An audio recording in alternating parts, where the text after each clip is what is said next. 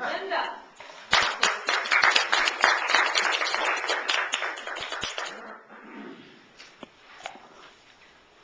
I answered the door with a mouthful of peanut butter and crackers to meet the love of my life.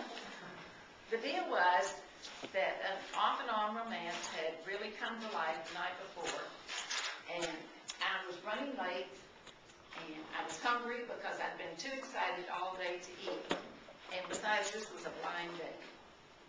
That was Friday, St. Patrick's Day. By the end of the evening, I was definitely interested. Saturday, I went to their country place with Monty and these two kids. That was an awesome day and happy night.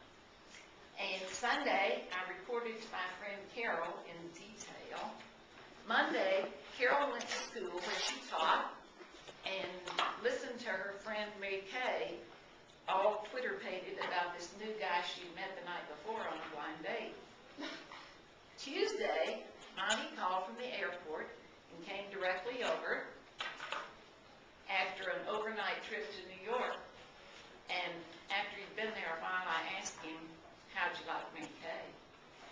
He said, you know her. Bottom line, he never called her. I was supposed to have lunch with that very attractive and accomplished woman today, but that's postponed.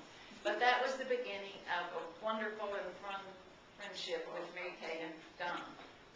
The reason for these blind dates was that friends had decided it was time for Monty to meet candidates for a wife and mother because theirs had died about 4 months earlier.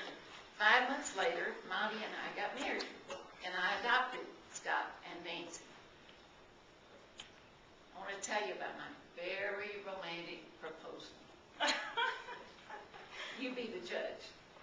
We were driving under the Southwest Freeway, and he said, you will marry me, won't you? I said, try and stop me.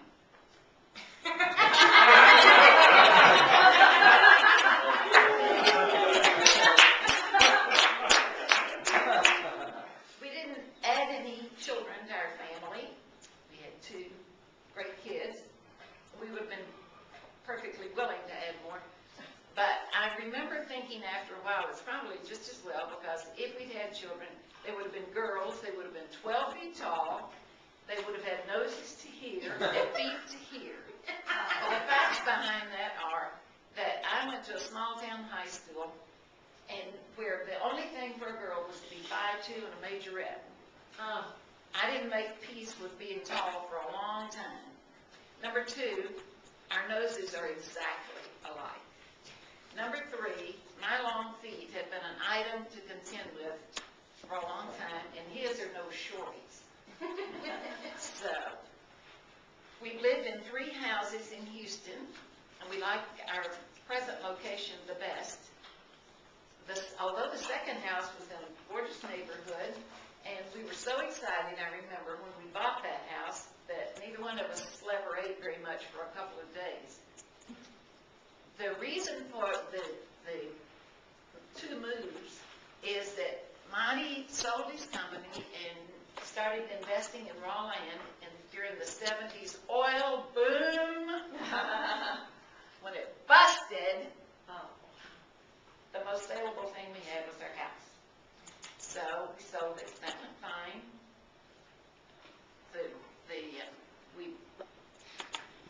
In the 80s, we repeated the whole routine. Sold that house, moved to our present location. The second move was the celebration for our 20th anniversary. It was the hottest day of that year in August. On our 34th anniversary, we were at Lowe's buying ceramic tile for Monty to lay himself. It was 7:30 on Friday night. Nothing had been said all day about anniversary. And I smushed my fingers, like 3 fingers, help to get the stuff up to the front of the store. And there was a cute young manager type somewhere near the checkout counter. And for some reason, he said something about my sour face. The brave guy. I can find it very quietly that it was our 34th anniversary, and nothing to do said all day about anniversary. And I was hungry,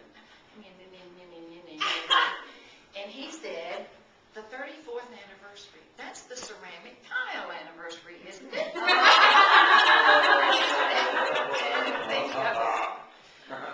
Our 42nd anniversary is in a couple of weeks, and a big item in our life is our involvement in the prison entrepreneurship program, which I've told you about at length. The main part of the program is building a brotherhood among the participants. In fact, the participants don't even like to have it called a program. They like to call it the brotherhood or our family.